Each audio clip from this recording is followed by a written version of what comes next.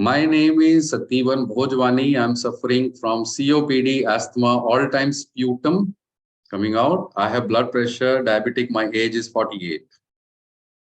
Will this program help me? Just give me a moment, please.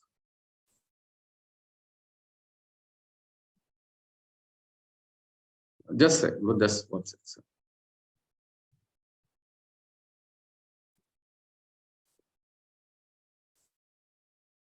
Yes, now you can unmute yourself.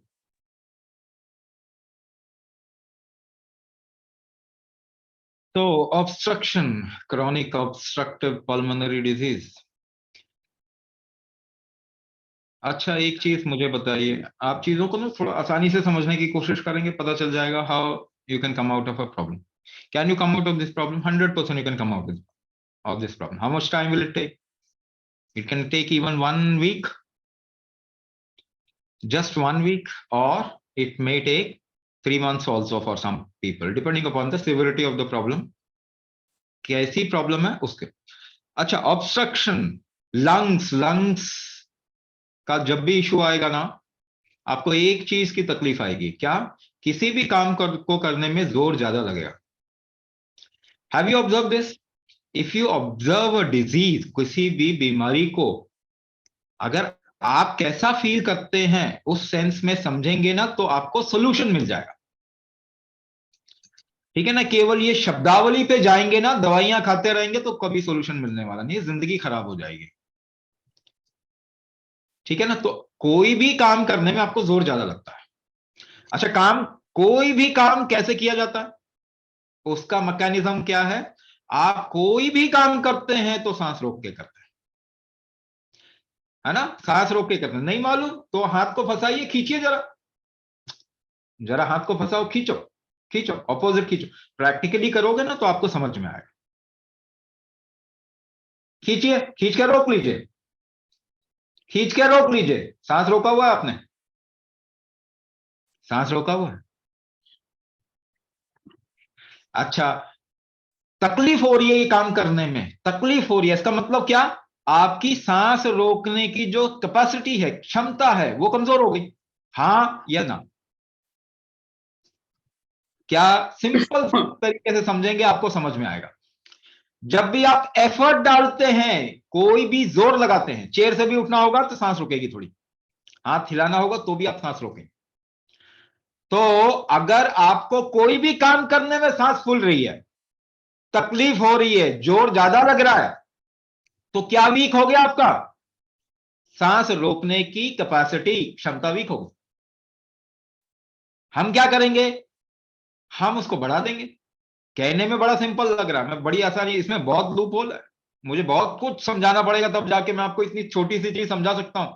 मगर ये तो university की class नहीं है ना. और दूसरी बात, सारा गूगल डाल लीजिए सिर में, फिर भी आपको फायदा नहीं होने का, है ना? तो थोड़ा सा प्रैक्टिस करेंगे और ये प्रॉब्लम सॉल्व. ऑब्स्ट्रक्शन. अच्छा, जोर लगाएंगे शरीर से जब काम करते हैं तो शरीर में गर्मी आती है, ठंडा हो जाता है शरीर? गर्मी आती है ना? गर्मी आती है. मैं थोड़ा आपके ही समझ से समझाने की कोशिश कर रहा हूं. देखो, बड़ी बड़ी डिग्री लेके कोई फायदा नहीं हुआ, क्योंकि कोई बीमारी ठीक नहीं होती. तो इतने बड़े बड़े शब्द बोल के भी फायदा नहीं होता. केवल सफेद कोट पहन लेने से कोई बीमारी ठीक नहीं होती. नहीं तो आप सभी सफेद कोट पहन लो, टाई लगा लो. तो ये सब दिमाग को थोड़ा सा सही रखेंगे तो आपको समझ में आएगा प्रॉब्लम कैसे सॉल्व हो. तो एफर्ट करते हैं, जोर लगाते हैं, तो शरीर गर्म होगा कि ठंडा होगा? गर्म हो जाएगा ना. यानी जब भी आप सांस रोकेंगे तो आपके शरीर में गर्मी बढ़ेगी. हाँ या ना? गर्मी बढ़ेगी आपके शरीर में. और जितने भी ये लंग डिसऑर्डर वाले लोग हैं, इनके शरीर में गर्मी कम बनती है. इसीलिए जैसे ही मौसम ठंडा होता है, प्रॉब्लम ट्रिगर कर जाता है. हाँ या ना? क्योंकि आप एडजस्ट नहीं कर पा रहे अकॉर्डिंग टू एक्सटर्नल एनवायरनमेंट. और एडजस्टमेंट का मतलब क्या है? आप उतनी गर्मी नहीं पैदा कर पा रहे जितनी जरूरत है. तो गर्मी होगी तो एक बात बताइए, आपके ऑब्स्ट्रक्शन ढीले होंगे, पिघलेंगे या जमेंगे? ढीले होंगे ना। जो आज आप कोई नेबुलाइजर लेते हैं, कोई ऐसा प्रोडक्ट लेते हैं जो कफ को पिघलाए, लेकिन अगर आप गर्मी बढ़ा देंगे तो वैसे पिघल जाएगा। अच्छा, इसका मतलब ऑब्स्ट्रक्शन कैसे सॉल्व करेंगे, हटेगा कैसे? कुंभक करेंगे तो हट जाएगा। और बहुत केसेस हैं, मैं ऐसे नहीं बोल रहा, बहुत एग्जांपल हमारे पास में। सब छूट गया, इनहेलर, दवाइयां, 16-16 गोलियां लिया करते थे, सब छोड़ दिया 3 महीने के अंदर, कोई जरूरत नहीं पड़ी, लाइफ अच्छी हो गई। क्योंकि मुश्किल क्या है, जोर लगा रहे हैं, तकलीफ हो रही है तो जोर ही नहीं लगाना चाह रहे। अब बताइए आपका जीवन कैसा होगा जब आप एफर्ट ही नहीं कर पा रहे, क्योंकि वही तो जीवन है। अच्छा, आयुर्वेद की भाषा में इसे कहते हैं वात कफ और कफ वात, है ना, ये दोष है। यानी कि कफ बढ़ नहीं रहा आगे, यानी कि एक और चीज की प्रॉब्लम है। क्या प्रॉब्लम है? इसे कहते हैं मेटाबॉलिज्म। मेटाबॉलिज्म नाम सुना है? मेटाबॉलिज्म नाम सुना? अच्छा, मेटाबॉलिज्म बड़ी गंभीर चीज है, इसको बड़ी आसानी से बोल देते हैं, समझ में नहीं आता। तो जब आप भोजन करेंगे तो भोजन एक तरीके से कफ है, उसको गर्मी ट्रांसफॉर्म करेगी आपके सेल्स में, खून में, सेल्स में, टिश्यूज में, बोन में, बोन मैरो में, है। सो कैसे? रस, रक्त, मांस, मेद, अस्थि, मज्जा, शुक्र, 7 धातुएं बनेंगी आपके शरीर में। और इनको बनने के लिए इनके बीच की जगह देखो, 6 बल चाहिए, 6 स्ट्रेंथ चाहिए आपके शरीर को। तो स्ट्रेंथ कमजोर हो रहा है इस वक्त में, बहुत कारण से हो रहा है लोगों के बॉडी का स्ट्रेंथ कमजोर। उसमें से एक एनवायरमेंटल रीजन है, एनवायरमेंट बदल दिया। दूसरा फूड है, जेनेटिकली मॉडिफाइड फूड खा रहे हैं हम, ठीक है, हाइब्रिड क्रॉप खा रहे हैं, इनऑर्गेनिक फूड खा रहे हैं, सारा का सारा। दूसरा, मगर ये सब गौण है, अगर आपके शरीर में जोर है तो आप बचे रहेंगे, क्योंकि एनवायरमेंट तो आप ठीक नहीं कर सकते। भोजन जो मिलेगा वही खाएंगे ना, भोजन जो मिलेगा वही खाएंगे। तो ये दोनों चीज आप ठीक भी कर लें, लेकिन शरीर का बल उससे ठीक नहीं होगा। कहने का मतलब, आप अच्छा भोजन खा के मैराथन रनर नहीं बन जाएंगे। समझ में आ रहा है मैं क्या बोल रहा हूं? आप भोजन अच्छा कर लेंगे तो भी आपकी कैपेसिटी, आपके बल नहीं बढ़ेंगे।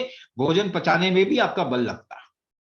क्या भोजन अच्छा करना चाहिए? हाँ, कर लीजिए, मगर बीमारी ठीक नहीं होगी आपकी। एनवायरमेंट आप ठीक नहीं कर सकते, आज करेंगे तो 200 साल से ज्यादा लग जाएगा। ठीक है, ये दो चीज आप ठीक नहीं कर सकते। दवाइयां आपको कभी ठीक नहीं करेंगी, क्योंकि आज तक ठीक नहीं की है, आगे उम्मीद रखना भी बेवकूफी है। थोड़ा मैनेज कर देती है, थोड़ा सिचुएशन को सुधार देती है, मगर आपको और कमजोर कर देती है।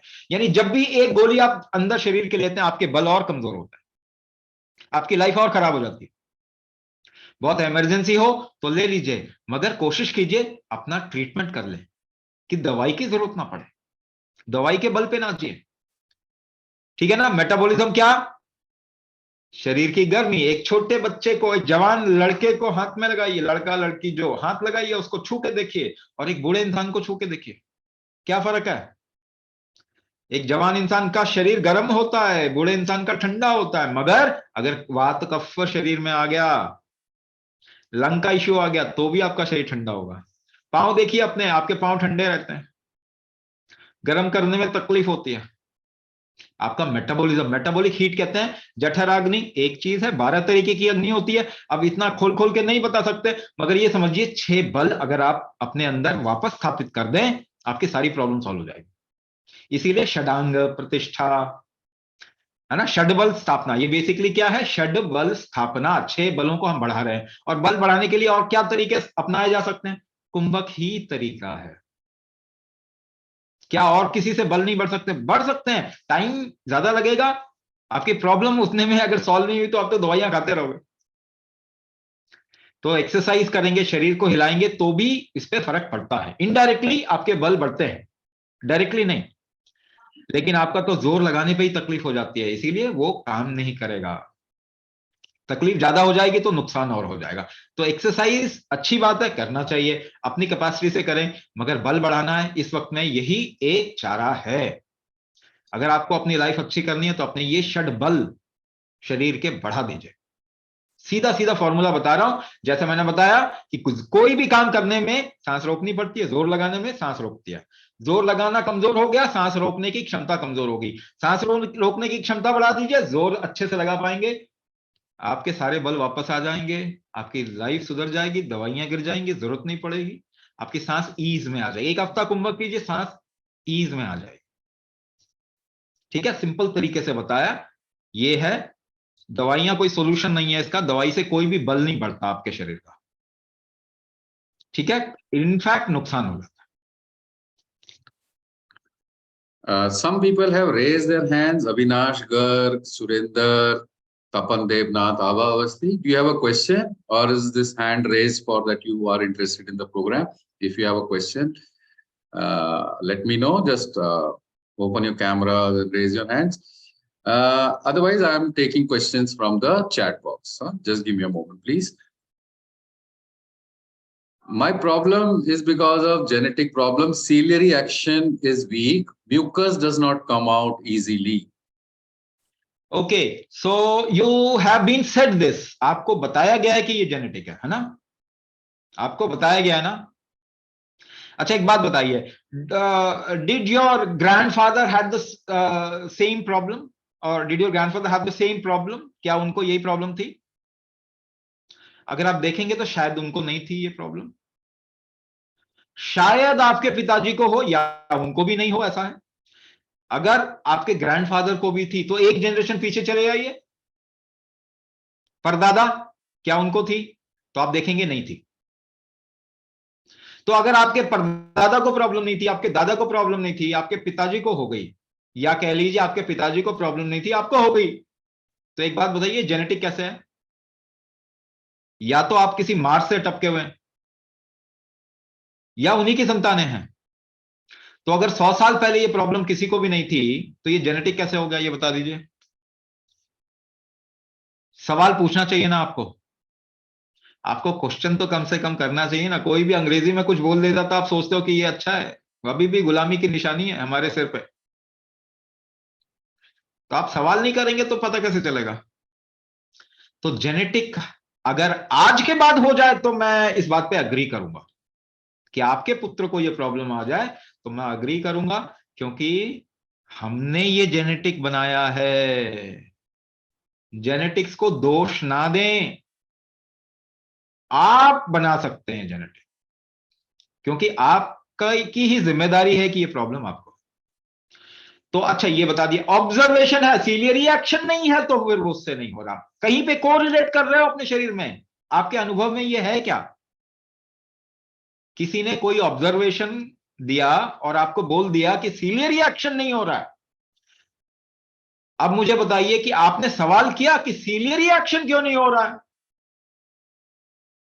क्योंकि उनको मालूम नहीं है, तो जेनेटिक पे दोष डाल दिया। अच्छा, अब अगला सवाल, क्या जेनेटिक्स को ठीक किया जा सकता है, चेंज किया जा सकता है? 100%। अच्छा कौन बोल रहा है ये? दो तरीके से बताऊंगा। हम हमेशा बोल रहे हैं, हम हमेशा बोल रहे हैं कि जेनेटिक्स को ठीक किया जा सकता है। मेडिकल साइंस नहीं बोल रहा था, क्योंकि मेडिकल साइंस में इतना ज्ञान नहीं है जितना कि आपको आपके सिर पे चढ़ा हुआ है वो। तो कटिंग एज मेडिकल रिसर्च, आज के टाइम का कटिंग एज मेडिकल रिसर्च ये बताता है कि 99% of your genetics can be change, and they have now renamed that as epigenetics. The genetics which can be changed is called as epigenetics. And what is कुंभक? It is an epigenetic trigger. अभी भी उनको ये मालूम नहीं कि कैसे change करना है। They have come to this conclusion that 99% of your genetics can be changed, but they don't know how. Stem cell की तरफ में जा रहे हैं, उससे दुनिया को और बिगाड़ देंगे, म्यूटेंट्स पैदा होने लग जाएंगे। अभी म्यूटेंट्स पैदा, आप भी म्यूटेंट ही हैं, मगर वो पिक्चर वाला म्यूटेंट नहीं है जो कि सुपरमैन होता है, सुपरवुमन होता है ना। आप भी म्यूटेंट हैं, मगर अंडर वाले, नीचे वाले कि सांस नहीं ले पा रहे ठीक से। ठीक है, तो जेनेटिक्स को हमने बदला है, ये हमारी जिम्मेदारी, लेकिन जिम्मेदारी कोई नहीं लेगा, और खास करके फिरंगी कोई जिम्मेदारी नहीं लेता है। उसने दुनिया बर्बाद की है, मगर वो जिम्मेदारी लेने वाला ब्रीड नहीं है। ना WHO लेगा, ना वेस्टर्न कंट्रीज लेगी, ना आपका अमेरिका बहादुर लेगा, ना कोई और लेगा। तो पहली बात, जेनेटिक्स को क्या ठीक किया जा सकता है? बिल्कुल ठीक किया जा सकता है। कैसे ठीक किया जाएगा? अगर आप एपिजेनेटिक ट्रिगर दोगे अपने शरीर को। ये एपिजेनेटिक ट्रिगर क्या होता है? मानव ह्यूमन बॉडी में एपिजेनेटिक ट्रिगर, जिसको हम कर्म कहते हैं, हमेशा कर्म का जो नियम है वो यही है, आप कर्म करेंगे तो उसके हिसाब से आपका जेनेटिक्स बनेगा। कर्म कोई भी किया जाता है वो हमेशा जोर लगा के किया जाता है। जोर लगाने के लिए सांस रोकनी पड़ती है, तो जेनेटिक चेंज करने के लिए सांस रोकनी पड़ती है, मगर एक तरीके से। वो तरीका आपको मालूम नहीं। ऐसी ही सांस रोकेंगे तो तकलीफ बढ़ जाएगी, खांसी होने लग जाएगी। तो वो तरीका आपको केवल मालूम नहीं। वापस से बोल रहा हूं, मैं आपको साइंस पढ़ा रहा हूं। देखो, जिसने साइंस का टैग लिया हुआ है ना, उसमें साइंस नहीं है। मेडिकल साइंस में कोई साइंस नहीं है, टैग लगा रखा है। कहते हैं ना कि नकली चीज सामने, मुखौटा लगा दिया, मुखौटा लगा दिया, तो मुखौटा से असलियत जो है उसका कोई लेना देना नहीं होता। साइंस बता रहा हूं, जेनेटिक्स चेंज करने के लिए जोर लगाना पड़ेगा। कर्म से जेनेटिक्स बनता है, तो जेनेटिक चेंज करने के लिए जोर लगाना पड़ेगा। जोर लगाने के लिए सांस रोकना पड़ेगा, तो सांस रोकने से जेनेटिक्स चेंज हो जाएगा। दोनों को जोड़ दिया, इसी को कुंभक थेरेपी कहते हैं। क्या कहते हैं? कुंभक थेरेपी। इससे आप अपने जेनेटिक्स को बदल सकते हैं। मगर आपको एक बात मैं साफ साफ बता दूं, जेनेटिक्स चेंज करने की भी जरूरत नहीं है। थोड़े दिन कुंभक कीजिए, आपको वैसे ही रिलीफ मिल जाएगा, फिर जेनेटिक्स वेनेटिक्स का फतूर दिमाग से निकल जाएगा। ये जेनेटिक्स तब तक है, ये बोल बोल के आपका कोई ट्रीटमेंट नहीं कर रहा। ये तो जी जेनेटिक हो गए, बहानेबाजी है। ये तो जी जेनेटिक है, ये ठीक नहीं होगा। मेरी दवाई खाते रहो, मेरा धंधा चलाते रहो, इसका मतलब ये होता। मैं आपको बोल रहा हूं जेनेटिक्स चेंज हो जाता है, और ये कटिंग एज साइंस, साइंस की बात कर रहा हूं। आज का कटिंग एज साइंस भी बोल रहा है ये बात है, उन्होंने बहुत दिनों बाद माना। मगर हम आपको बोल रहे हैं जेनेटिक चेंज करने का बड़ा सिंपल तरीका है, कुंभक। आप कुंभक करें, जेनेटिक्स का फतूर थोड़ा निकालें, आपकी प्रॉब्लम सॉल्व हो जाएगी। 100% गारंटीड। जेनेटिक्स चेंज होता रहे फिर या ना होता रहे, आपको कोई फर्क नहीं पड़ेगा।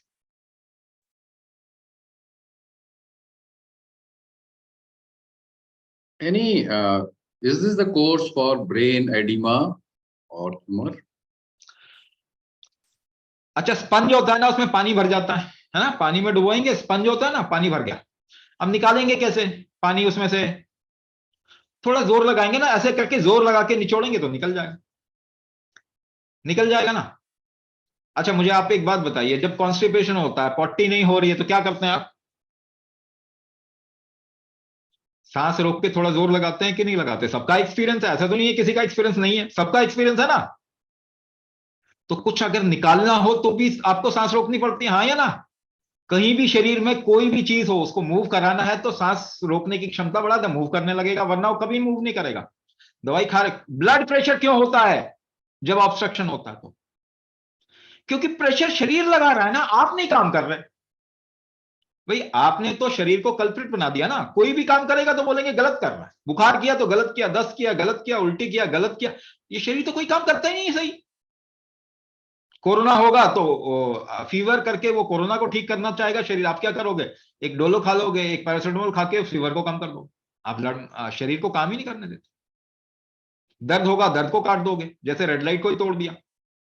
आप क्रिमिनल एक्ट को अगर थेरेपी बोलने लग गए, ट्रीटमेंट बोलने लग गए, तो अब तो बचा ले, भगवान भी नहीं बचा सकता दुनिया को। अगर क्रिमिनल एक्ट को आप ट्रीटमेंट बोलेंगे, और वो भी कहेंगे मेडिकल साइंस, क्रिमिनोलॉजी की अगर मेडिकल साइंस बोलने लग गए, तो अब कौन बचाएगा दुनिया को? तो मुझे बताइए, लंग की प्रॉब्लम बढ़ रही है कम हो रही है दुनिया में? डायबिटीज बढ़ रही है कम हो रही है? ब्लड प्रेशर बढ़ रहा है कम हो रहा है? हार्ट डिजीज बढ़ रहा है कम हो रहा है? कैंसर बढ़ रहा है कम हो रहा है? ऑटो इम्यून डिसऑर्डर बढ़ रहा है कम हो रहा है? कोई तो बीमारी नहीं कम हो रही। इसका मतलब, साइंस का मतलब क्या है? बीमारी बढ़ाना। ऑब्जर्वेशन सबका, आपका है कि नहीं है? गूगल जाके कर लीजिए, देख लीजिए मैं क्या बोल रहा हूं। तो ऐसा मेडिकल साइंस भी क्या जो कि सारी बीमारियां बढ़ा दे? तो इसका मतलब साइंस का टैग लेके कुछ गड़बड़ तो कर रहे हैं। आपने अपने शरीर को क्रिमिनल बना दिया। हजारों लाखों सालों से शरीर ने कभी कोई बीमारी पैदा नहीं की, पिछले 100 साल से ही हो रही है ना बीमारियां सबको। तो ये सोचना तो पड़ेगा। बहुत कड़वी बात है, बहुत कड़वी बात है। अरे हमारे ही बच्चे तो हैं जिनको मेडिकल कॉलेज में भेज भेज के हमने डॉक्टर बना दिया, और वहां पे वो ही रटे जा रहे हैं फिरंगियों की साइंस, पैसा कमाने के चक्कर में, है ना। क्यों डॉक्टर बनाना चाहते हैं? ताकि उसमें पैसा ज्यादा है। आपको सोचना पड़ेगा। बॉडी को क्रिमिनल बनाना कोई ट्रीटमेंट नहीं कहलाना चाहिए। शरीर के विरुद्ध जाना ट्रीटमेंट नहीं कहलाया जा सकता। ये कॉमन सेंस है। तो जरा सा जोर लगाने की क्षमता अगर आप बढ़ा दें तो शरीर को जोर नहीं लगाना पड़ेगा। ब्लड प्रेशर क्यों बढ़ा रहा है? वो जोर लगा रहा है शरीर, कहता तुम तो लग ही रहे, अंदर का जोर ही तो है प्रेशर। प्रेशर का मतलब जोर ही तो होता है। ये अंग्रेजी और हिंदी में कंफ्यूजन ना करें। अंग्रेजी का वर्ड अपने समझदारी में लेके आए। कैसे? इसका मतलब क्या? प्रेशर का मतलब जोर ही तो होता है। अंदर से शरीर जोर लगाने की कोशिश करे, क्योंकि आपकी क्षमता नहीं है, तो आप बढ़ा लीजिए ना, कुंभक कर लीजिए।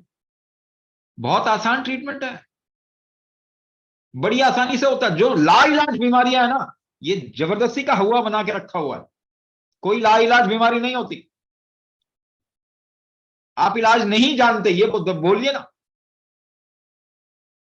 तो सिंपल, अगर अंदर कोई चीज निकलनी है, चाहे वाटर रिटेंशन हो रहा है, एडिमा क्यों हो रहा है, सिर में एडिमा क्यों होता है, एक और कारण बताओ, थोड़ा टेक्निकल बन जाऊं, वैसे तो यहां पे नहीं बनना चाहिए क्योंकि इससे कोई फायदा नहीं होना। आप प्रैक्टिस करो, आपको इलाज हो जाए।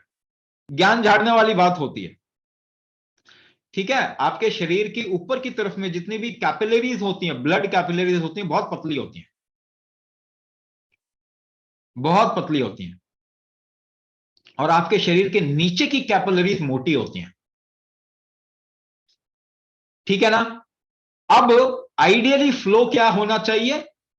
आइडियली फ्लो कैसा होना चाहिए ब्लड का? नीचे की तरफ में ज्यादा, ऊपर की तरफ में अपने आप हो जाएगा, क्योंकि पतली कैपिलरीज है, अपने आप हो जाएगा। लेकिन सपोज कीजिए आपके शरीर में चीजों का फ्लो उल्टा हो जाए, तब क्या होगा? तब गड़बड़ी हो जाएगी। तब गड़बड़ी हो जाएगी, तब सूजन आ जाएगी ब्रेन के अंदर।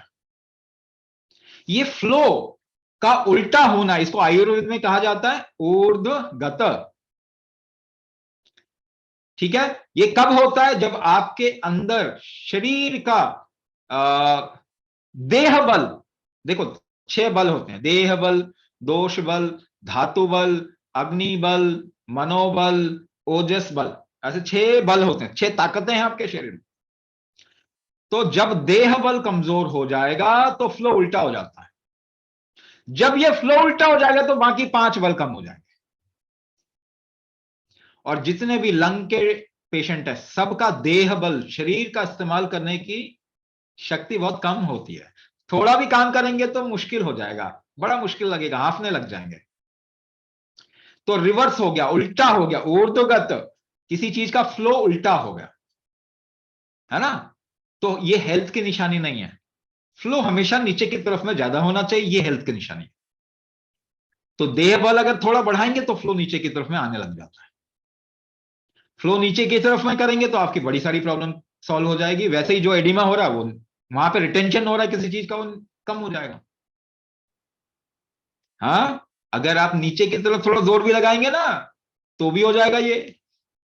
अच्छा, थोड़ा स्लैंट लेट जाएंगे ना ऐसा, क्योंकि ऊपर की तरफ में जा रहा है, स्लैंट लेट जाओ, कहां जाएगा? ऊपर की तरफ में, पांव की तरफ में, तब भी ठीक हो जाएगा। कितना आसान है। चीजों को समझना बहुत आसान है। ये साइंस कर करके ना आपको मतलब इधर उधर घुमा दिया। अगर कोई चीज ऊपर फ्लो हो रही है, ऊपर जमा हो रही है, तो थोड़ा सा शरीर को उल्टा कर लीजिए, थोड़ी देर लेटिए, उस स्थिति में थोड़े दिनों के बाद में ठीक हो जाएगा। लेकिन शरीर का बल बनाना जरूरी है। ठीक हो जाएगा तो फिर वापस भी हो जाएगा, क्योंकि बल नहीं है, वो देह बल नहीं है। देह बल कुंभक करके बढ़ा लीजिए, आराम से ठीक हो जाएगा। शरीर में कहीं भी डिपोजिशन है, आप कुंभक करेंगे वो डिपोजिशन निकल जाता है। शुरुआत में चीजें फैलती हैं, मगर आप देखेंगे कोई भी कुंभक करता हुआ इंसान मोटा नहीं रह सकता। एक्सेसिव कोई भी चीज हो वो चली जाएगी। हेयर ग्रोथ अगर आप चाहते हैं, मैं नहीं चाहता हेयर ग्रोथ, इसलिए मैंने सारे, किसी को चाहिए तो करना पड़ेगा, उसको न्यूट्रिशन पहुंचाना पड़ेगा। हेयर फॉलिकल्स में सबसे शॉर्टेस्ट लिविंग स्टेम सेल्स होते हैं, स्टेम सेल होते हैं जिनको कि लगातार जल्दी खाना चाहिए, है ना। तो फ्लो बढ़ा दें। फ्लो कैसे बढ़ाएंगे? जरा जोर लगाएंगे तो फ्लो बढ़ जाएगा ना, हाँ या ना। खून भी निकालना है तो ऐसे दबाते हैं तो खून निकल जाता है ना, नहीं निकल रहा तो जोर लगाते हैं। न्यूट्रिशन अगर आपको फैलाना है शरीर में तो भी कुंभक करना पड़ेगा। बहुत सिंपल है समझना, कॉम्प्लेक्स मत कीजिए। आप लोग वैसे ही हिंदुस्तानी है, भारतीय हैं कि नहीं है? भारतीय लोग समझदार होते हैं। और सबसे बेवकूफ प्रजाति कौन है?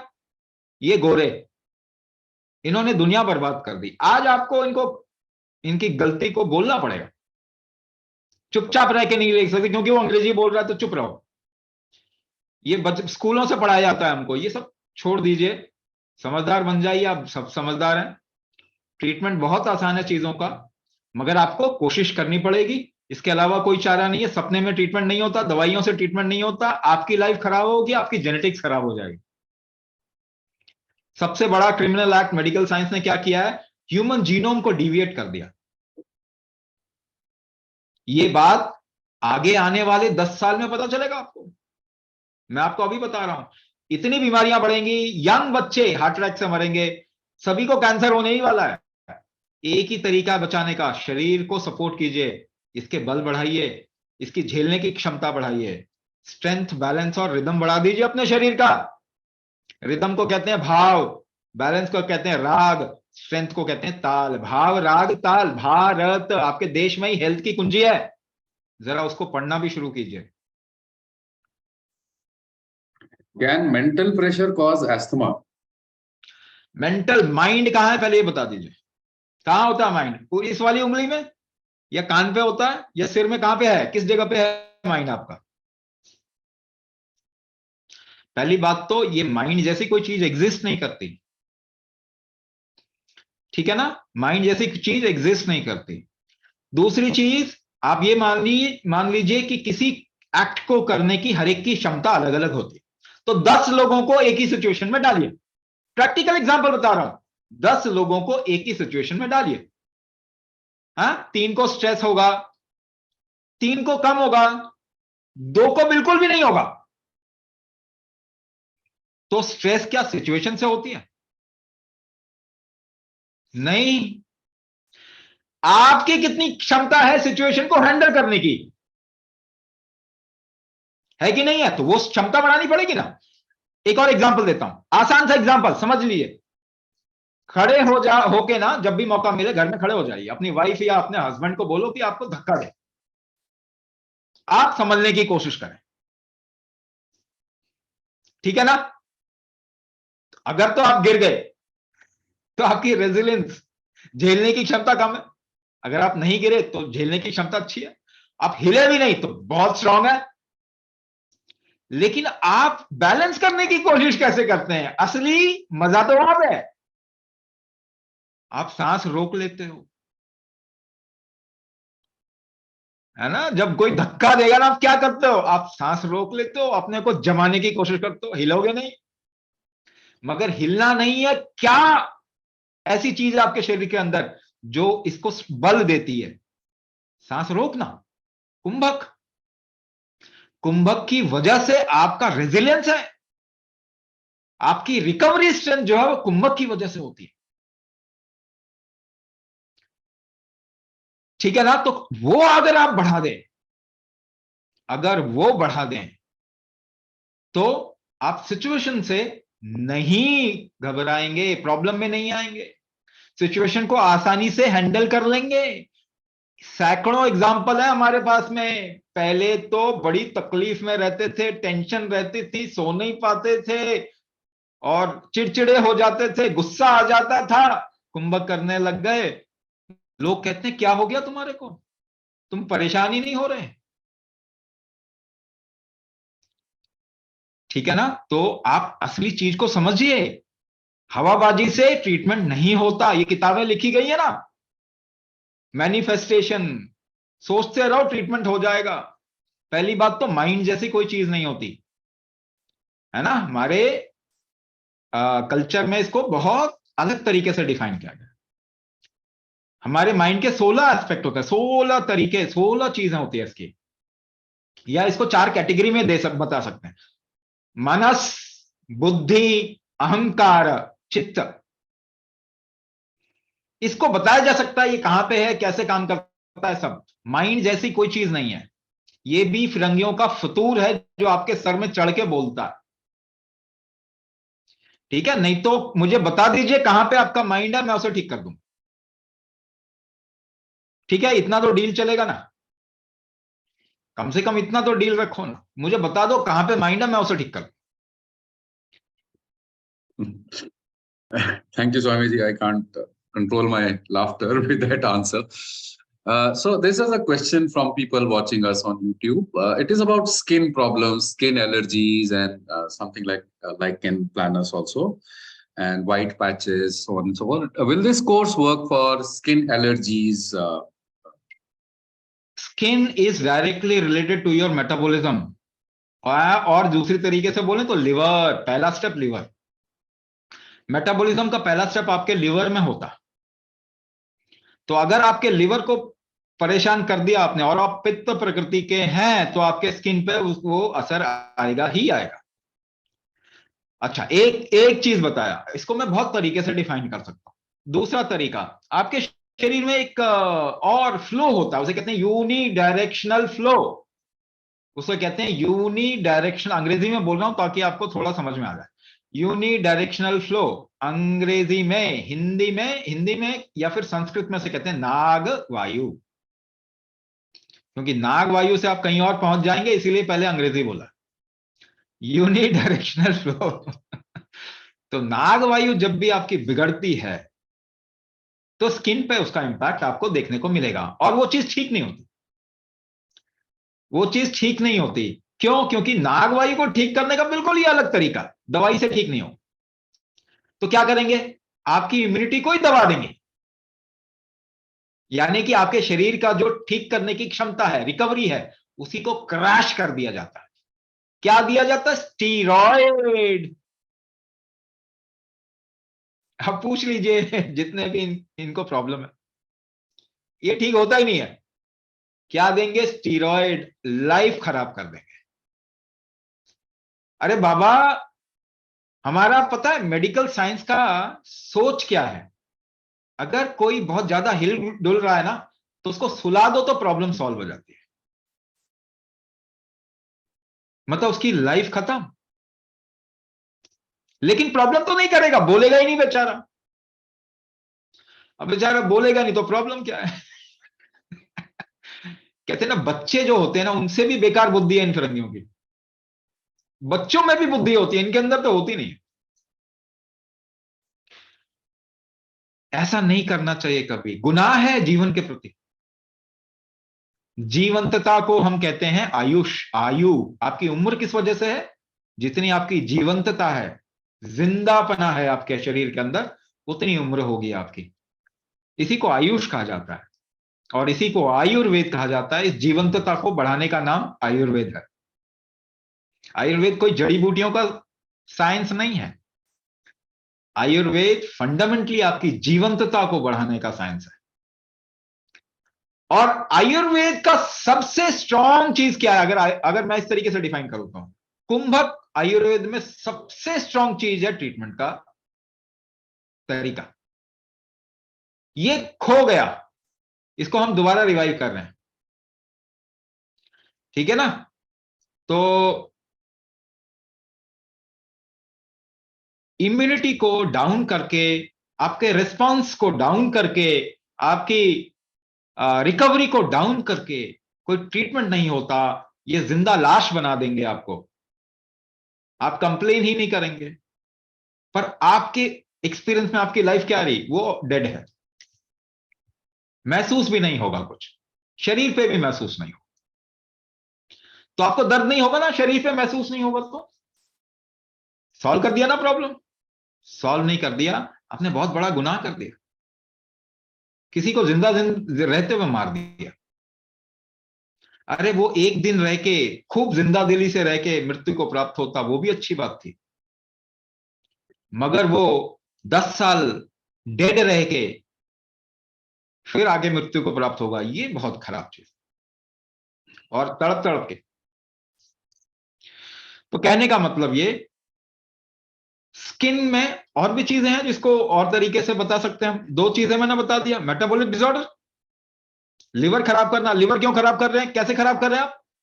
जब भी एक केमिकल खाते हैं, वो लिवर आपका द्वारपाल है, ठीक है ना, वहां से उसको गुजरना ही पड़ता है। तो आप केमिकल के लिए डिजाइन तो नहीं है ना, कि डिजाइन है, कोई कोई है यहां पे जो केमिकल के लिए डिजाइन हुआ है? तो मुझे उस फैक्ट्री का नाम भी बताना जहां से आया। तो आप केमिकल के लिए डिजाइन नहीं है। पेट्रोल की गाड़ी में डीजल कभी कभी डाल लिया करें, सस्ता पड़ता है ना, नहीं डालेंगे, बिल्कुल नहीं डालेंगे। तो केरोसिन डाल लिया करो, सरसों का तेल डाल के चला लो कभी, नहीं डालेंगे। क्यों? अरे कैसी बेवकूफी वाली बात कर रहे हैं, मगर आप रोज कर रहे हैं ये। आपका शरीर केमिकल के लिए डिजाइन नहीं है, आप रोज डाल रहे हैं। यहां पे दिमाग कहां जाता है, यहां पे कॉमन सेंस क्यों नहीं काम करता? तो आपका शरीर 500 मिलीग्राम की जो गोली खाते हैं उसमें से उसको 2 मिलीग्राम चाहिए। आपको 500 क्यों दिया जाता है? क्योंकि 498 आपका शरीर फेंकेगा, बाहर निकाल देगा। तो पहली बात, लिवर को ज्यादा काम करना पड़ेगा, अननोन चीज, केमिकल बम्बार्डिंग हो गई उसकी। किडनी को ज्यादा काम करना पड़े, किडनी डिजीज बढ़ रहा है कम हो रहा है? डायलिसिस सेंटर ज्यादा खुल रहे हैं इंडिया में, कम खुल रहे हैं? जरा न्यूज भी गूगल करके देख लो, सभी को किडनी इश्यूज आ रहे हैं। क्यों? क्योंकि आप दवाई खा रहे हो। किडनी पे जोर आएगा, लिवर पे जोर आएगा, लिवर अपना काम छोड़ के यही काम करेगा, मेटाबॉलिज्म वीक हो जाएगा। वहां पे पहला स्टेप है मेटाबॉलिज्म का। लिवर आपके भोजन को, रस को, जो रस बनता है उसको रक्त में कन्वर्ट करने में मदद करता है। वहां पे खराब हो गया पहला स्टेप। तो जब पैदा हुए थे कितनी वैक्सीन लगी थी, कितने इम्यूनाइजेशन के कितने टीके लगे थे?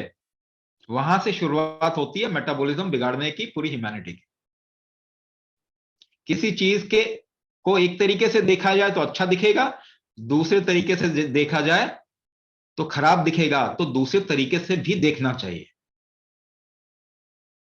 है ना। ये थ्योरी ऑफ रिलेटिविटी आइंस्टाइन ने नहीं दिया था, ये 15,000 साल पहले हमारे देश में बहुत प्रचलित था।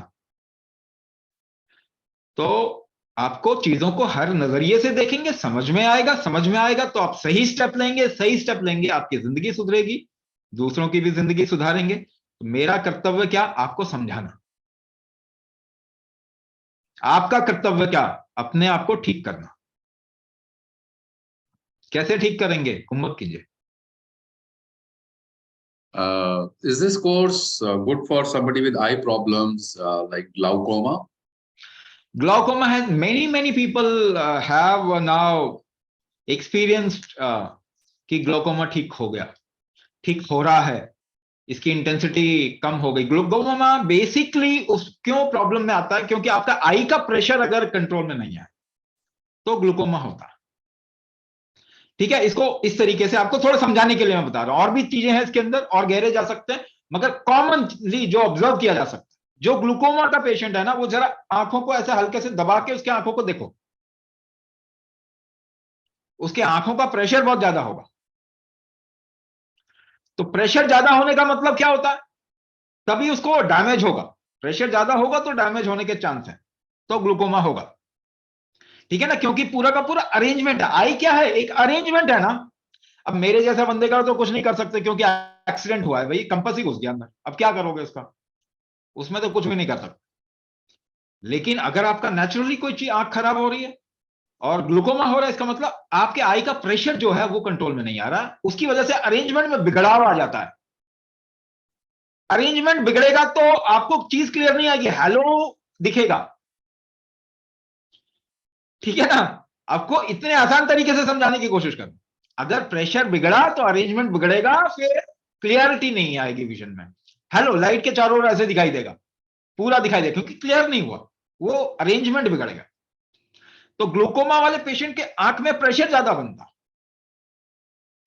प्रेशर क्यों ज्यादा बनता है? क्योंकि इंटरनल शक्ति नहीं है, तो बॉडी प्रेशर बना के काम करने की कोशिश कर रहा है। प्रेशर से ही कोई चीज फ्लो होती है, बिना प्रेशर के कुछ फ्लो नहीं होता। ब्लड प्रेशर अगर कम हो जाए तो हाथ में ग्लास नहीं पकड़ा जाएगा, क्योंकि बल कम है, ये षड बल कम है, तो शरीर प्रेशर बना के अपने आप को जिंदा रखने की कोशिश कर रहा है। It's a protective mechanism. Blood pressure is a protective mechanism. आप ये बल बढ़ा दीजिए, शरीर को बढ़ाने की जरूरत नहीं पड़ेगी। प्रेशर कम होगा, आपका ग्लूकोमा ठीक हो जाएगा। बहुत लोगों का एक्सपीरियंस है। अभी हम एक प्रोग्राम कर रहे थे, किसी ने आके कहा मेरा ग्लूकोमा का नंबर नीचे आ गया, प्रेशर का नंबर नीचे आ गया, ठीक हो रहा है मेरा ग्लूकोमा।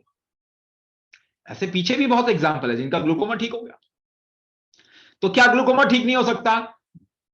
एलोपैथी में ठीक नहीं हो सकता, दवाई से ठीक नहीं हो सकता, क्योंकि दवाई से एक्चुअली में बहुत कम चीजें ठीक होती हैं। केवल एंटीबायोटिक ऐसी चीज है जो काम की है, इसके अलावा कोई दवाई काम की नहीं होती।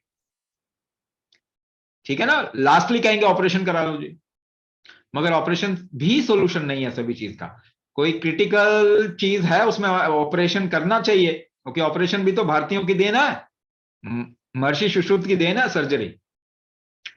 ठीक है, तो वो बहुत ही कम जगह पे ऑपरेशन की जरूरत पड़ती है, मगर आजकल तो जबरदस्ती ऑपरेशन कर रहे हैं, हर चीज में ऑपरेशन कर रहे हैं। ठीक नहीं होता तो भी ऑपरेशन कर रहे हैं, कहते हैं 90% फेल होने के चांस है तो भी कर रहे हैं। तो बहुत आसानी से ठीक हो जाएगा। कैसे ठीक होगा ये मैंने बता दिया। ब्लड प्रेशर के लिए व्यान वायु कहते हैं, व्यान वायु बढ़ जाती है, ब्लड प्रेशर बढ़ जाएगा, यानी बल आपके कमजोर हो जाएंगे। ब्लड प्रेशर शरीर बढ़ा के आपको बचाने की कोशिश करेगा, आंखों पे प्रेशर आएगा तो ग्लूकोमा हो जाएगा। प्रेशर कम कर दीजिए, बल बढ़ा दीजिए, कुंभक कीजिए, ग्लूकोमा ठीक हो जाएगा। Okay, one last question. My left knee is tingling. May I know the reason, and my back pain also? This is the last question, Swamiji. But आपकी it is not related to asthma. Tingling sensation है ना, एक महसूस हो रहा है ना आपको कुछ? महसूस किस चीज से होता है? ये कभी कभी अपने ना डॉक्टरों को भी पूछ लिया करो सवाल। हॉस्पिटल में जाते हैं, चुपचाप मुंह बंद के बैठते हैं, एक मुंह से आवाज नहीं निकलती, किसी डॉक्टर से पूछते भी नहीं है, और वो बोले जवाब ही नहीं देता। वो कमाल की बात है, पूछोगे भी तब भी इधर उधर घुमा देगा। जेनेटिक है जी, छोड़ो ना, दवाई खा लो, ये खा लो। कभी कभी डॉक्टरों से भी पूछ लेते। तो टिंगलिंग सेंसेशन आपके नसों से होता है, नर्व से होता है। अगर टिंगलिंग हो रही है तो वहां के नर्व में कोई इश्यू हो सकता है। क्या क्या इश्यू हो सकते हैं? नर्व कमजोर हो रही है, पहला इश्यू। दूसरा इश्यू, कहीं दब रही है, कहीं दब रही है। तीसरा इश्यू, उसमें सेंसेशन का प्रॉब्लम आ गया, यानी सेंसेशन का फ्लो नहीं हो पा रहा। 3 प्रॉब्लम बताई, कमजोर हो रही है, दब रही है, उसमें सेंसेशन का फ्लो नहीं हो रहा। ठीक है, ये 3 चीजें बताई। तो सॉल्यूशन कैसे होता है? 3 चीजों का सॉल्यूशन कैसे है? आपके शरीर में 3 ऐसी जगह है जिसको आप अलाइन करना पड़ता है। आप अपनी गाड़ी ले जाइए कहीं पे ऊबड़ खाबड़ जगह में ले जाइए, ऑफ रोडिंग के लिए ले जाओ, फिर आके अलाइनमेंट कराओगे कि नहीं कराओगे? व्हील अलाइनमेंट आपको कराना पड़ता है। नहीं भी ऑफ रोडिंग के लिए ले जाओ तो भी कराना पड़ता है कुछ सालों में। अपनी अलाइनमेंट कब कराई आपने? बताइए, कौन सी वर्कशॉप में गए थे अपनी बॉडी की अलाइनमेंट? अरे किसी ने भी नहीं करा, कोई वर्कशॉप ही नहीं है। क्या कमाल की बात है, इतने तो हम समझदार लोग हैं कि गाड़ी की अलाइनमेंट करा लेंगे, अपनी नहीं कराएंगे जी। जिसको सबसे ज्यादा जरूरत है उसकी अलाइनमेंट की जरूरत नहीं है। नहीं, कैसे इस्तेमाल करते हैं शरीर को? अभी भी देखिए, कोई ऐसे बैठ रहा है, कोई वैसे बैठ रहा है, कोई पता नहीं कैसे बैठ रहा है, कभी भी शरीर को ठीक से इस्तेमाल नहीं करता है। मगर इसकी अलाइनमेंट नहीं चाहिए। गाड़ी को बड़े संभाल के ले जाते हैं, उसके बाद भी उसकी अलाइनमेंट चाहिए। तो ये फिरंगियों के चक्कर में हम इतने बेवकूफ बन चुके हैं ना, क्या बोले। ये आप, जो पढ़े लिखे लोग होते हैं ना, वो समझदार नहीं होते। जितना पढ़ा लिखा उतना बेवकूफ। अरे मैं नहीं कह रहा, हार्वर्ड का रिसर्च है, हार्वर्ड हार्वर्ड तो समझते हैं, हार्वर्ड यूनिवर्सिटी, वो भी वैसे तो हुआ ही है। मगर उसका रिसर्च है 25 साल की एजुकेशन 70% इंटेलिजेंस कम कर देती है। और आप सलाह किससे ले रहे हैं? पढ़े लिखे लोगों से ले रहे हैं कि नहीं ले रहे? तो अब तो आपको कौन बचाएगा? अगर पढ़े लिखे लोगों से सलाह लेंगे तो दुनिया में कोई नहीं बचा सकता। तो आप ज्यादा बुद्धिमान हैं, आप अपनी समझ से समझें। अपनी बॉडी का अलाइनमेंट क्यों नहीं करा रहे? नहीं तो कह रहे हैं कि रीढ़ की हड्डी में स्लिप डिस्क हो गया, ये हो रहा है, यहां नस दब रही है, राइट हैंड में पेन हो रहा है, राइट शोल्डर या फिर एल्बो लॉक हो रहा है, ये हो रहा। Neuro musculoskeletal problem are on rampant rise. तो क्या करेंगे? 3 आपके शरीर के अंदर पॉइंट्स हैं जिसको कि अलाइनमेंट करना होता है। पहला अलाइनमेंट मेटाबॉलिक अलाइनमेंट। ठीक है, ये कहां से होगा? नाभि से। नाभि से। पहले कहते थे धरण हो गई जी, धरण ठीक कराओ। मेटाबॉलिज्म की सारी प्रॉब्लम नाभि की प्रॉब्लम। तो नाभि अलाइन करना होता है। दूसरा, हार्ट और लंग का स्ट्रेंथ।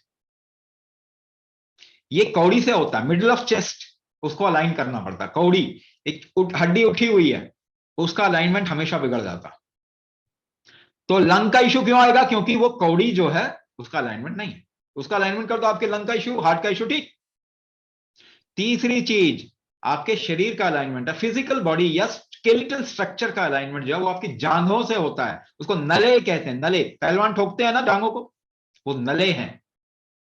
जांघों का या टांगों का अलाइनमेंट अगर आप सही कर लेंगे तो आपका स्केलेटल स्ट्रक्चर का अलाइनमेंट सही हो जाता है। कोई भी नस दब रही है तो खुल जाएगी। तो पहले हमारे यहाँ पे बड़े ऐसे पहलवान हुआ करते थे जो कि शरीर का अलाइनमेंट करते रहते थे। आजकल स्पोर्ट्स इंजरी भी बहुत ज्यादा बढ़ रही है क्योंकि वो समझ ही खत्म हो गई। जो हमारे पहलवानों को समझ थी, जो घर में बुजुर्गों को समझ थी कि बॉडी का अलाइन करना होता, छोटा बच्चा रो रहा है तो नाभि को अलाइन कर दो, ठीक हो जाएगा। तो आजकल उसको दवाई पिला देते हैं। तो कहने का मतलब 3 अलाइनमेंट अगर आप सही कर लेंगे तो पहली बात, ये 3 चीजें सही हो जाएंगी। आपकी नसों में कहीं अगर फंस रही है तो वो निकल जाएगी, खुल जाएगी। दूसरी बात है, नसें जो है वो खुली जब होती हैं तो उनमें स्ट्रेंथ और फ्लो होता है। ठीक है, जब खुली होती हैं। एक और चीज, स्ट्रेंथ को बढ़ाने के लिए कुंभक के जरिए हम नसों की स्ट्रेंथ को या रीजनरेशन को भी हम बढ़ा सकते हैं। अगर इवन पैरालिसिस हो गया है किसी को तो उसकी सेंसेशन को रिवाइव किया जा सकता है। ठीक है ना, हमारे एक अलग प्रोग्राम चलता है न्यूरो मस्कुलोस्केलेटल प्रॉब्लम का, जिसमें कि ऐसे लोग आते हैं जिनको नसों की प्रॉब्लम है, मसल्स की प्रॉब्लम है, हड्डियों का इश्यू है। तो उसमें हम ये अलाइनमेंट करवाते हैं। इस प्रोग्राम में भी प्रैक्टिस है जिससे कि बेसिक अलाइनमेंट होगा ही आपका। कि देखिए, हम जो भी प्रोग्राम कर रहे हैं उसमें इंश्योर कर रहे हैं कि आपका बॉडी का अलाइनमेंट बना रहे, तभी आप ठीक होंगे। नहीं तो कुछ भी कर लीजिए, ठीक नहीं होंगे। तो इस प्रोग्राम में भी जब हम आपको एक प्रैक्टिस देते हैं जिसमें कि आपका पूरा स्केलेटल स्ट्रक्चर का थ्रू योर स्पाइन अलाइनमेंट किया जाता है, अगर वो कर लेंगे तो ये चीज ठीक हो जाएगी।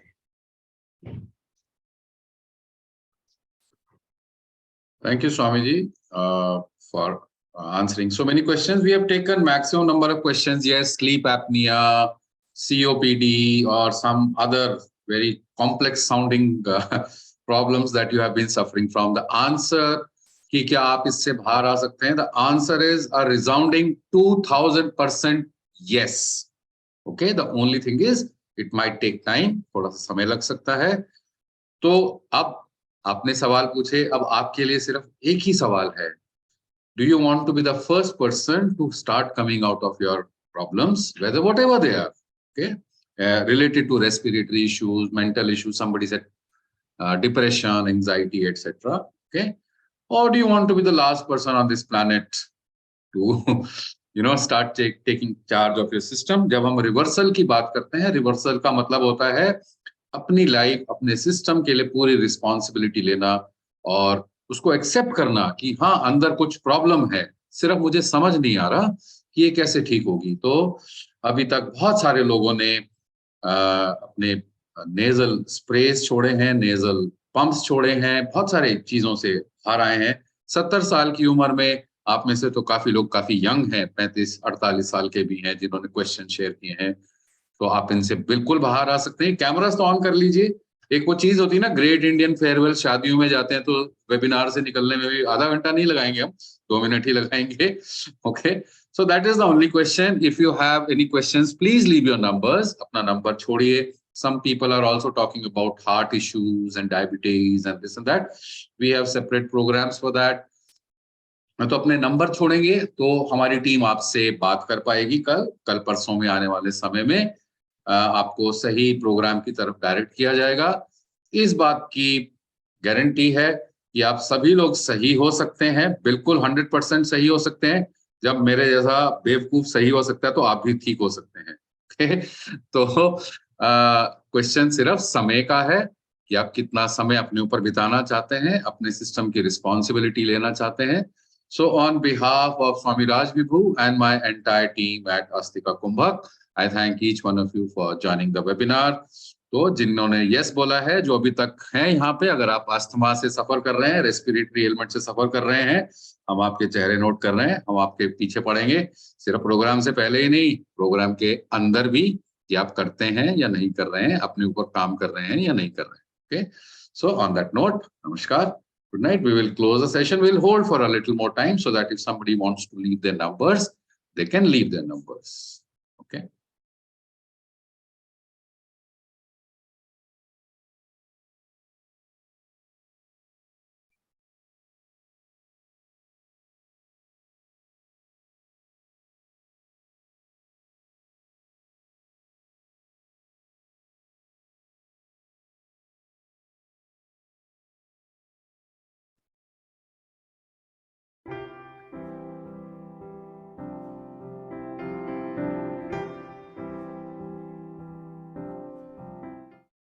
Last week when the Skanda Kumbhak was taught, it was very difficult for me, so I thought that I will never be able to do this. But during the whole week's practice, what I noticed that I could easily do it, after a whole week. And Swamiji had actually mentioned that once you start doing it, eventually you will not even realize and you will be able to do it comfortably. So that was one biggest achievement for me, because I have bloated far more than what my body type was. So that's what has helped me gain my confidence back, my physical confidence. So that was really one very positive aspect that I wanted to share. And overall confidence is also great. And my dosage, which was 3 doses, I was taking 2 and now have reduced it to 1 dose a day. So that is also, one great achievement that I have experienced just in this 4 weeks. So thank you so much. Namaskar Swamiji. I want to share my experience. Last 29th और 28 नवंबर को हमने ये join किया था षडांग प्रतिष्ठा, और there are so many problems in me due to indigestion, और I don't know due to what inhalation problem आती थी और इनहेलर यूज करना पड़ता था। और कई बार मैंने कपूर सर से भी बात की कि सर रात को 2-3 बजे एकदम नींद खुलती है और इनहेलर यूज करना पड़ता है। तो सर ने कहा कि नहीं, आप इसको करिए और धीरे धीरे ठीक होगा। और सडनली 22 दिसंबर अचानक उस दिन पूरा दिन ऐसा गया कि इनहेलर यूज नहीं करना पड़ा, सफोकेशन नहीं हुआ, रात को नींद भी नहीं खुली। और उसके बाद से आज तक मैंने एकदम चेहरे पे भी काफी अच्छा लग रहा है। और आज ये सेमिनार था और मेरा आज डिपार्टमेंट में इंटरव्यू था सुबह 9 बजे से लेके 7 बजे तक, और पूरे समय कंटिन्यूसली काम किया और बिल्कुल टायर्डनेस फील नहीं हो रही और एकदम अच्छा लग रहा है। जो सर ने देवदत्त कुंभक बताया, वो बीच में 1-2 बार मैं इंटरव्यू रूम से अपने रूम में गया और मैंने चैम्बर में जाके देवदत्त कुंभक किया, उसके बाद एकदम ओके। तो आज बड़ा अच्छा फील कर रहा हूँ। तो मुझे ये लग रहा है कि निश्चित रूप से कुंभक से ये जो अभी बात आई कि इनहेलर छूटेगा कि नहीं, तो आई 100% श्योर कि इनहेलर निश्चित छूटेगा।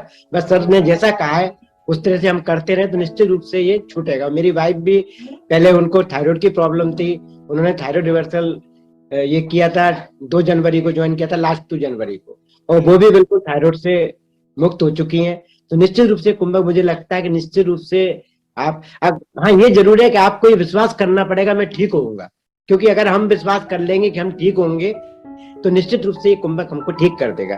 और मुझे तो इस बात की खुशी है कि जब एक कई कोर्सेज आ रहे थे स्वामी जी के, और मैं ये मन में सोचता था काश एक अस्थमा का कोर्स आ जाए, और एक देखिए कि ये इसी साल में 2 जनवरी को वाइफ ने ज्वाइन किया, तो इसी साल में अस्थमा का कोर्स आया, और मुझे लगता है कि नेक्स्ट साल में मैं अस्थमा से पूरी तरह से क्योर होकर प्रवेश करूंगा। Thank you Swami ji. Namaste. I will say Kumbhak is the best thing that has happened to me. I mean, I was a person who had lot of doubts about Kumbhak.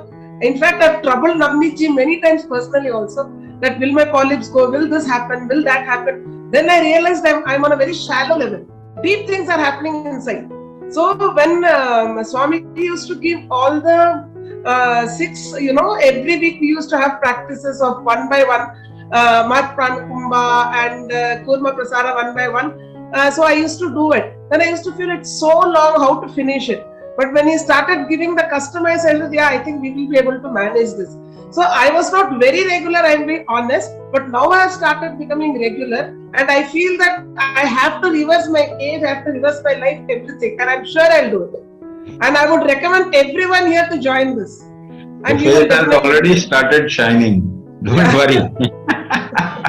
Thank you. And the polyps, the best thing is, I came for the polyps. Now I forgot why I came. Because that polyps is no more in my mind, life, anywhere. I mean, I'm breathing and everything is happening. I mean, absolutely, people are telling me your voice has changed. I had a nasal voice. Now people are telling you don't have a nasal voice, what happened? I said, Kumbhak did this all, and I'm trying to explain to people. Come and join. So I'm so thankful to Swamiji, his blessings and everybody's good wishes. I would really want to become better and better and spread this everywhere. So I keep telling this to people, and I'm sure, Kumbhak will happen in every house now. Thank you. Thank you so much. Thank you so much.